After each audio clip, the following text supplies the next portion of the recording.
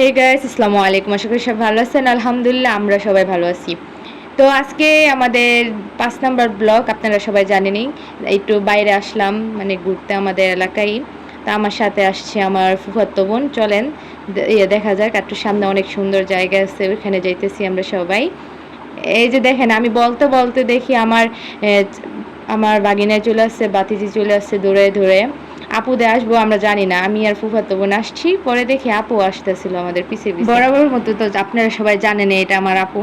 আপুও চলে আসে, তা আপু আর ফুফাতো বোন সবাই মিলে একটু সামনে হাঁটছিলাম, দেখি সামনে দেখি বউ যাইতেছে এইভাবে যাইতেছে, অনেক খারাপ লাগতেছিল যে রিক্সা দিয়ে এরকম বউ কেন সেজে যাইব, জিনিসটা অনেক খারাপ দেখা যাইতেছিল। তারপরে একটু আমরা ঘুরে ঘুরে দেখাইতেছিলাম এই যে এই ব্রিজটা নিয়ে আমাদের কত স্মৃতি আছে, আমরা কত মজা করছিলাম এই ব্রিজে এসে। তারপরে একটু সামনে হাঁটতেছিলাম, দেখি এখানে একটা ছোট্ট একটা দোকান দিয়ে সবাই বসে ছিল। আর আমার ভাগিনারা তো এখানে সবাই একটা ছাগল পাইছে, ছাগল নিয়ে দৌড়াদৌড়ি করতেছিল।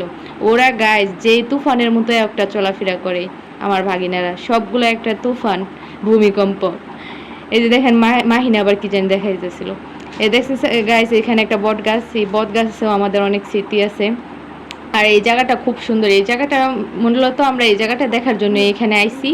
এই যে সামনে দেখছেন, আমাদের আগে আমাদের বিস্কু বাহিনী সব চলে যেতেছে সামনে। দেখেন এখানে একটা হাঁটা, দেখেন কি সুন্দর করে হাঁটে, নিচে কত সুন্দর গাছপালা, মাশাআল্লাহ খুব সুন্দর দেখা যাইতেছে। সবাই কমেন্ট করে জানাবেন আমাদের এই জায়গাটা কেমন। আজকের মতো এখানেই বিদায় নিচ্ছি, আল্লাহ হাফেজ। আগামী ব্লগে সবার সাথে দেখা হবে। সবাইকে ধন্যবাদ আমার ভিডিওটা দেখার।